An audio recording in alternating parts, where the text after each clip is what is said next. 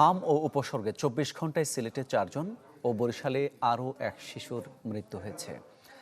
Osmani medical college হাসপাতাল কর্তৃপক্ষ জানায়, মারা যাওয়া সবার বয়স ১ বছরের নিচে। এ নিয়ে সিলেট বিভাগে হাম ও উপসর্গে মৃত্যু হয়েছে ২৪ জনের। বিভাগের বিভিন্ন হাসপাতালে হাম উপসর্গে চিকিৎসা নিচ্ছে ২৪১ জন। চিকিৎসকরা বলছেন, শিশুদের পাশাপাশি গর্ভবতী নারীরাও হামে আক্রান্ত হচ্ছেন, যা নতুন দুশ্চিন্তার কারণ হয়ে দাঁড়িয়েছে। তবে টিকাদানের ফলে আগামী সপ্তাহের মধ্যেই হাম সংক্রমণ সংখ্যা কমে আসতে পারে বলে আশা করছেন বিশেষজ্ঞ চিকিৎসকরা। বাচ্চা তো মোটামুটি সবাই আসছে, ৫ মাস ৬ মাস বয়সী বাচ্চাও আছে, তবে ২ বছরের নিচের বাচ্চার সংখ্যা বোধহয় একটু বেশি। প্রেগনেন্ট লেডি আছেন, অলরেডি প্রায় ৬-৭ জন ছিলেন যারা গর্ভবতী, এবং এটা খুবই ঝুঁকিপূর্ণ। গত ২ সপ্তাহ ৩ সপ্তাহ থেকে অলমোস্ট রোগী ভর্তির সংখ্যা একই রকম। আশা করছি আমরা হয়তো কামিং উইকেই এটা ডিক্লাইন করতে শুরু করবে।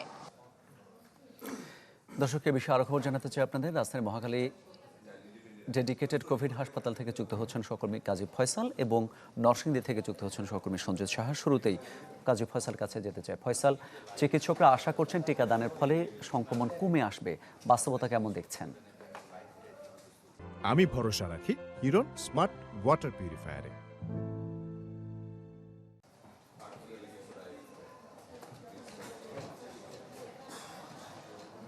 মামুন, আসলে বাস্তবতা হচ্ছে যে আমরা আমাদের পেছনে আপনি যদি দেখেন যে এখানে কিন্তু পুরো শিশু ওয়ার্ডে একটি বেডও কিন্তু খালি নেই।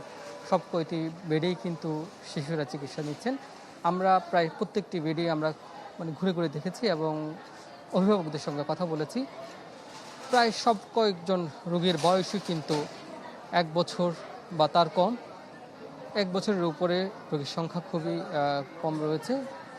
১ বছরের নিচে যেসব রোগী রয়েছে তাদের আসলে অবস্থা বেশি খারাপ। এখানে নানান রকমের জটিলতা রয়েছে, জ্বর রয়েছে শিশুদের শরীরে, তাদের পাতলা পায়খানা রয়েছে, এছাড়াও তাদের শরীরে কিন্তু রেশ উঠেছে, সেটি আমরা দেখেছি। এবং এখানে যে লাইফ সাপোর্টের বিষয় বা আইসিইউর সেই একটি সংকটের তথ্যও কিন্তু আমরা পেয়েছি। তো আসলে এখানে চিকিৎসক কথা বলেছেন কিছুক্ষণ আগে আমাদের সঙ্গে।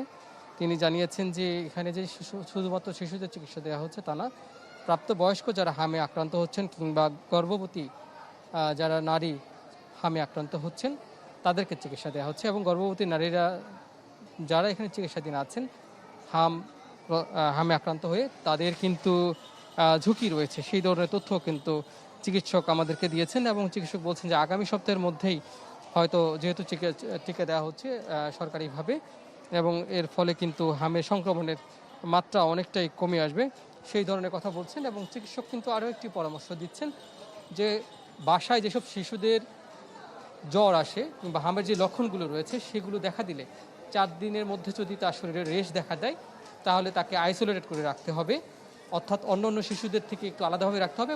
যত দ্রুত সম্ভব হাসপাতালে এনে চিকিৎসকের পরামর্শে ভর্তি করতে হবে।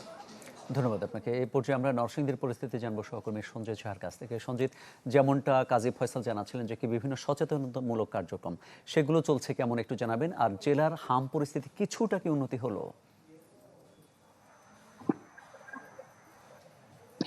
মামুন, আসলে হাম পরিস্থিতির খুব একটা উন্নতি হয়নি, কারণ প্রতিদিনই কিন্তু নরসিংদী যেসব সরকারি হসপিটাল রয়েছে সেই সব হসপিটালে কিন্তু হাম সংক্রান্ত এবং হামের উপসর্গ নিয়ে প্রতিদিনই কিন্তু শিশু রোগী যারা রয়েছে তারা কিন্তু ভর্তি আছে। এবং আজকে যদি সর্বশেষ তথ্য অনুযায়ী কিন্তু আজকেও কিন্তু আপনার ১৫ জন শিশু কিন্তু হাম উপসর্গ নিয়ে ভর্তি হয়েছে। এবং এই মুহূর্তে জেলার যে সরকারি হসপিটাল গুলো রয়েছে সেখানে ৩৫ জন রোগী কিন্তু ভর্তি নিয়ে চিকিৎসা নিয়েছে। এবং সর্বশেষ তথ্য অনুযায়ী প্রায় ৪০০ রোগী কিন্তু এখানে এই সরকারি হসপিটাল গুলোতে ভর্তি হয়েছে এবং সেখান থেকে সুস্থ হয়ে বাড়ি ফিরেছেন প্রায় ৩৬০ জন।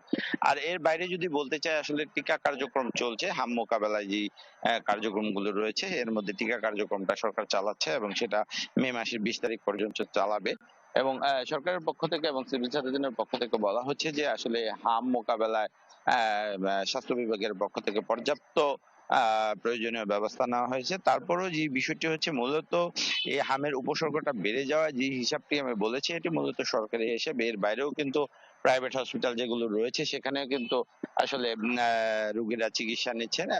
এক কথায় যদি বলতে চাই হামের যে উপসর্গ সেটা বেশ ভালোই প্রাদুর্ভাব দেখা দিচ্ছে এবং এটা ক্রমান্বয়ে বেড়ে যাচ্ছে এবং এই বিষয়টা যদি বাড়তে থাকে সেটা আরো মানে জটিল পরিস্থিতি সৃষ্টি করতে পারে। সেই জন্য চিকিৎসক যারা যারা রয়েছে তারা পরামর্শ দিচ্ছেন হামের লক্ষণ দেখা দেওয়ার সাথে সাথেই কিন্তু স্বাস্থ্য বিভাগ এবং স্থানীয় যে হসপিটালগুলো রয়েছে সেখানে চিকিৎসকদের সাথে যোগাযোগ করার জন্য। তো এই ছিল সর্বশেষ অবস্থা। ধন্যবাদ আপনাকে। হাম পরিস্থিতি জানাচ্ছিলেন সহকর্মীরা।